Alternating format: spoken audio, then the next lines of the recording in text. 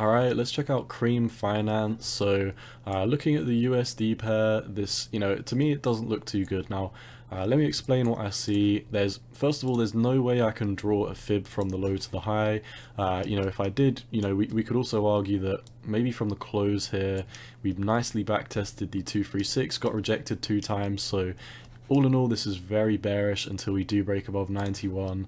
Let me leave a line in 91 because, that is still quite a ways to go. I will re-pull up that if we do come back to it. But, so far we are very much below it. Here as well, there's no point in keeping this fib because we've got a 786 here at 96. I'll mark that as well as another area of, key resistance and support that we would need to get above. Obviously it's resistance now, it has been key support before, which is, what I mean by key resistance support. What I see right now is, we're heading down. So if we start off with the macro term, you can see we've got a top here, top here, a top here, top here. Let's see if these are volumes or tops. No, so these are tops, top and another top. So what I can see, just eyeballing this, every time we do have these tops, it is a lower high. So in my opinion, I think we have already topped out. If we just look at the RSI, we topped over here, we're heading down. The money flow indicator as well is still extremely overextended, so I do believe that this has a lot further to come down. Now, why I'm going to make it quick is because there's only really one area of interest that I think you need to pay attention to, and that's this big green box. So to start with, we've got a plethora of touch points and bottoms down here, here, and also some touch points here and all over here. So this big green box is very significant. In my opinion, this is your last line in the sand. If we drop below it, and the bottom of this is 19, we're going to be falling into an abyss of pain that we've never seen for Cream before.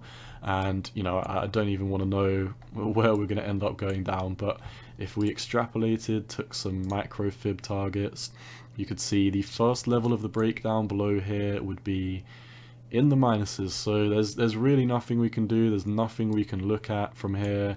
I wouldn't pay much attention to this as well because I'm cherry picking the data at that point, and that's really not what I'm trying to do. So none of the fibs work on this because we're below all of the key support and resistance, all of the fib levels that we need to be above.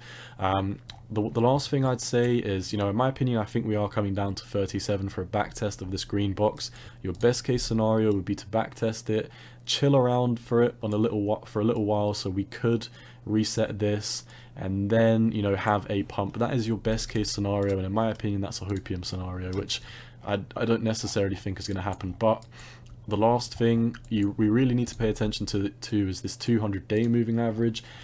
This coin Cream seems to really respect it. So obviously not been out for the longest time. I picked up a few charts and this was the longest chart that I had on Cream Finance. So this does have the longest 200-day moving average. You can see Cream very much respected this 200-day moving average. As soon as we lost it here, you can see we literally fell off a cliff, and we've been going down ever since. So I think Cream would really like to see a move back above the 200-day moving average.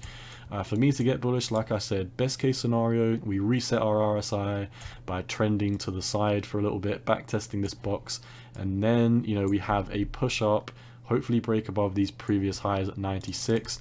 But yeah, I mean that's a lot to take in. So the number one thing I really want you to take home from this is holding this green box is imperative. If we do lose this green box down here at 19, then we're literally going to be coming down to pretty much somewhere near zero. There's no other way you can chop it. There's no levels of support left after that. This is really the end all be all. If we do, like I said, end all be all is both this green box and the 200-day. What if we get above the 200-day, so be it. We can start talking about big rallies to the upside again.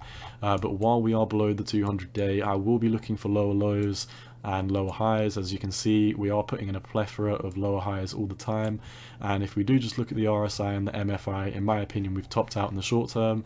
So I think we're coming down to this green box. Like I said, best case scenario, we hold the top of this. That's a 13% move down.